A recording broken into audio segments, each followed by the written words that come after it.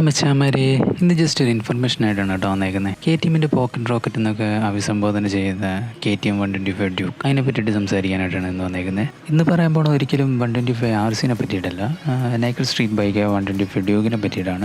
നമുക്കെല്ലാവർക്കും അറിയാം 2018 ലാസ്റ്റോടെയാണ് 125 ഇന്ത്യയിലോട്ട് ലോഞ്ച് ആവുന്നത്. നമ്മളെല്ലാവരും കണ്ടിരുന്ന ഇൻ്റർനാഷണൽ വേരിയൻറ്റ് ഇങ്ങോട്ട് വരുമെന്നാണ് നമ്മൾ ആദ്യമേ പ്രതീക്ഷിച്ചിരുന്നത്. ബട്ട് അത് ഇന്ത്യയിലോട്ട് വന്നപ്പോഴത്തേക്കും ചില മാറ്റങ്ങൾ സംഭവിച്ചു. ഇൻ്റർനാഷണൽ വേരിയൻറ്റിൽ വന്നിരിക്കുന്ന TFT മീറ്റർ കൺസോളും പ്രൊജക്റ്റ് ചെയ്ത് നിൽക്കുന്ന എക്സോസ്റ്റും ഇതൊക്കെയായിരുന്നു നമ്മുടെ മനസ്സിൽ. പക്ഷേ കമ്പനി അത് 125 വെച്ച് ഇങ്ങോട്ട് ഇന്ത്യയിലോട്ട് ലോഞ്ച് ചെയ്ത് കഴിഞ്ഞാൽ അതിന് വരുന്ന പ്രൈസ് എന്ന് പറയുന്നത് 2 ലക്ഷത്തിന് മുകളിലോട്ടായിരിക്കും. സോ അതുകൊണ്ട് തന്നെയാണ് ഇന്ത്യയിലോട്ട് വന്നത് നേരെ അതിൻ്റെ ബേസ് മോഡലായ KTM ഇന്ത്യയിൽ ഫസ്റ്റ് ലോഞ്ച് ചെയ്ത് 390യുടെ ആ ഒരു ബോഡി ഷേപ്പും ഡിസൈനും വെച്ചിട്ടുണ്ടായിരുന്നു 125 ഇന്ത്യയിൽ ലോഞ്ച് ആയത്. പക്ഷേ KTM വിചാരിച്ചിരുന്നേക്കാളുമൊക്കെ അപ്പുറമായിരുന്നു 125 ഇന്ത്യയിലെ മാർക്കറ്റ് കീഴടക്കിയിരുന്നത്. അവരുടെ മറ്റെല്ലാ വേരിയൻറ്റിനേക്കാളിലും കൂടുതൽ സെയിലായിരുന്നു 2019 125യുടെ സ്ഥാനം.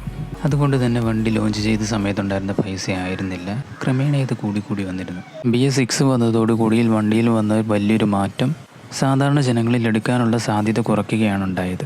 വണ്ടിക്ക് വന്ന ഈ വിലവർധനവ് മൂലമായിരിക്കണം 2019 അപേക്ഷിച്ച് 2020 27% യൂണിറ്റ് കുറവാണ് വിറ്റിരിക്കുന്നത്.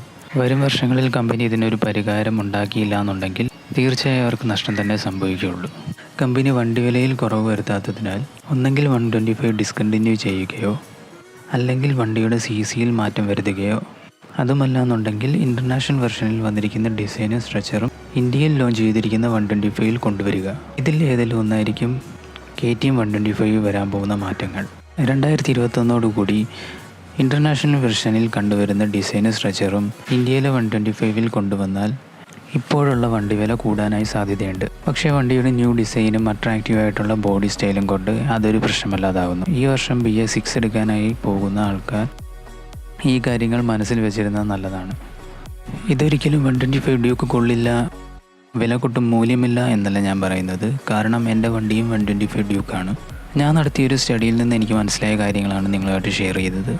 സോ നിങ്ങൾക്ക് ഇഷ്ടമായെങ്കിൽ ലൈക്ക് ചെയ്യൂ, കമൻറ്റ് ചെയ്യൂ, സബ്സ്ക്രൈബ് ചെയ്യൂ. അടുത്തൊരു നല്ല വീഡിയോ ആയിട്ട് ഇനിയും കണ്ടുമുട്ടാം. ബൈ.